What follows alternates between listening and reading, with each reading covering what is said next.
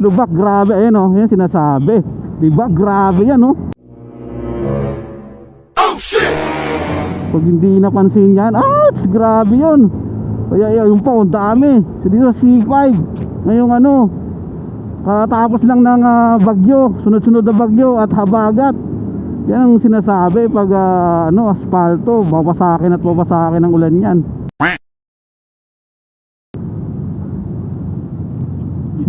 Halos kakaano ko, kaka-asfalto lang nito eh. Uy, no, lundo na. Ayun, grabe oh. Kaya dito sa C5, ano, ride safe palagi. Lalo kung madaling araw, tapos gabi o kaya gabi, tapos sa paratrat ka.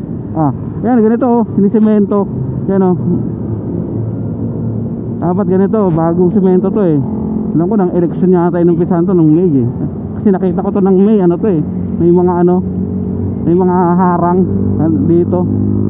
Dapat ganito, no? Ayun oh, diba, grabe, ayun oh. Puro ano, yun pa. Utik.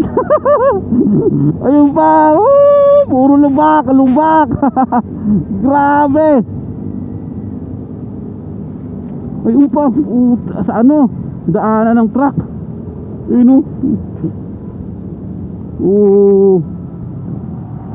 C5, only and C5. Puta. Pag naparatrat ka dyan, tatambling ka. Grabe yan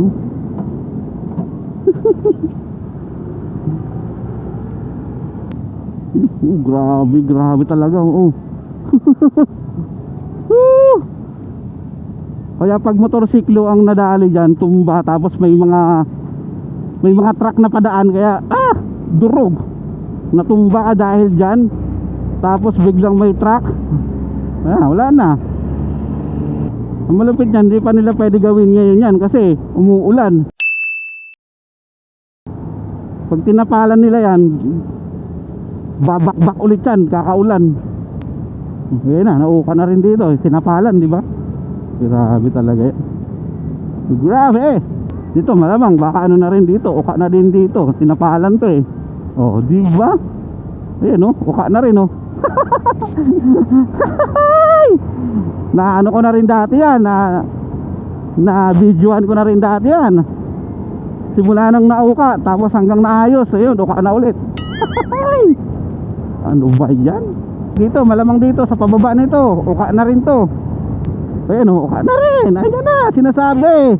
Grabe. Grabe. Dito, meron din dito tinapalan eh. Nauka din to dati.